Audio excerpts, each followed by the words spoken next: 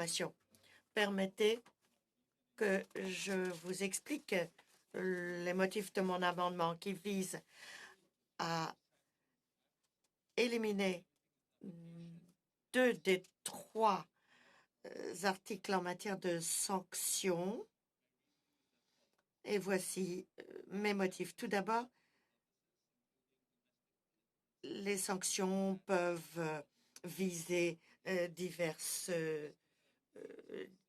objectifs. Les 2 premiers objectifs sont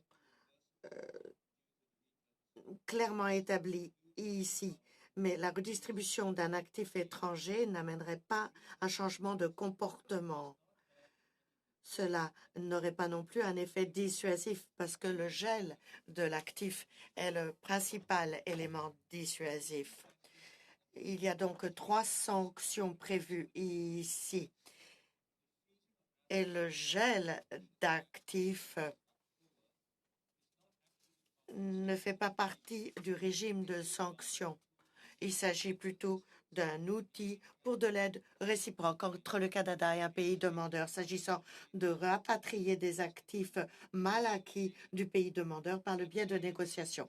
Je ne pense pas qu'il soit approprié d'imposer une fonction de redistribution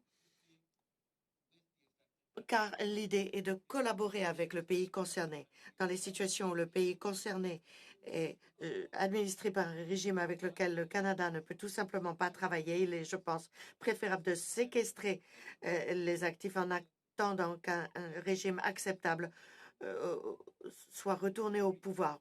Troisièmement, les 2 autres lois couvertes ici font partie du régime de sanctions du Canada, mais je crois qu'une distinction importante peut être faite entre la loi sur les mesures économiques spéciales, la LMES, et la loi sur la justice pour les victimes de dirigeants étrangers corrompus, loi Magnitsky.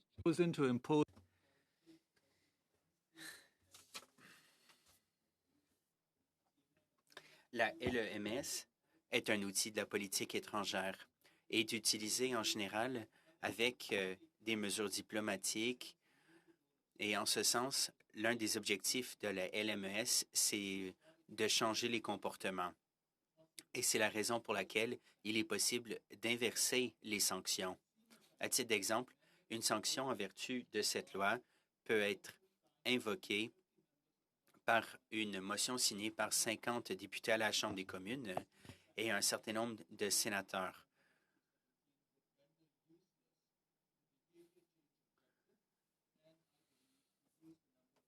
Alors, il faut faire attention de ne pas réduire le nombre d'outils dans notre boîte à outils diplomatique. Il y a un grand nombre d'actifs qui sont bloqués à l'heure actuelle en vertu de la LMES parce qu'il est seulement possible de réaffecter des actifs qui appartiennent à des individus. La loi Magnitsky, en revanche, vise à punir des actes répréhensibles. Le projet de loi, comme le propose dans sa forme originale, vise la justice pour les victimes d'agents étrangers corrompus. Le changement de comportement ne semble pas être l'un des objectifs de Magnitsky, sauf pour avoir un effet dissuasif sur des agents corrompus éventuels. L'objectif du Parlement, c'est beaucoup plus la justice et la restitution plutôt que la diplomatie. Le projet de loi 217 est tout à fait approprié. Je pense que c'est le prolongement de la loi Magnitsky, mais cette loi cadre moins bien avec d'autres lois qui sont déjà en vigueur.